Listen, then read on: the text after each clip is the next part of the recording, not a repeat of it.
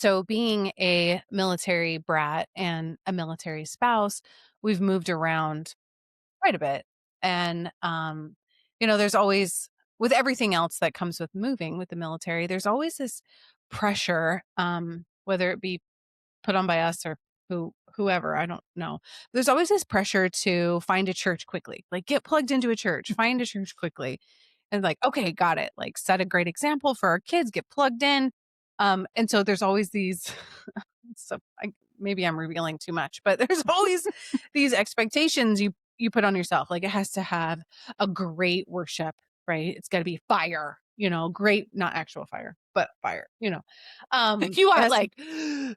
pyrotechnics. Yes. I was Yes, thinking Okay. smoke machine. yes, Yeah. fog machine. Oh no. So there always has to be great worship and there has to be a super relatable pastor, right? With great stories and then, great youth. There has to be, ability for our kids to get plugged in and like all this kind of stuff. So we put all these expectations on this and then you go, right? And then I don't know what it is. We fast forward a year later, we're still not plugged in. We still don't know a single person. We still go there, go sit in service and then leave. Like there's still all this. And I was thinking, I'm like, what is wrong with us? That this keeps happening. Like we keep doing this. I'm like, what is it they're doing? And first, let me say, if you have a military family in your church, like go put your arms around them. They don't have anyone. They're in a new area. They need people to come up alongside them and hug them, even if they don't look like they want to be hugged. Hug them. Jennifer. And Even and if they look help like Jennifer. and help them get plugged in. Help them, even if they're not vocalizing that, help them get plugged in, help them feel like they belong. So that was one part of my soapbox. The second part is, you know, you feel lonely and not plugged in. And then, so but like I said, we're just like fast forward a year and we're still like this and we're still not plugged in, all these things.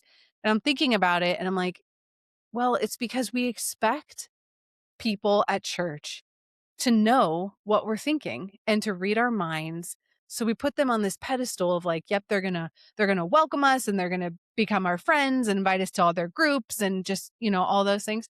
And then our expectations aren't met because we never communicated that. We never communicated that we wanted to be a part of something. We never communicated not, any of that. And so I guess that's my roundabout way of saying we place people on these high pedestals and then we get upset when they're human and they don't meet those things. And then we get frustrated and then we remove ourselves from that. And then we go do this cycle again.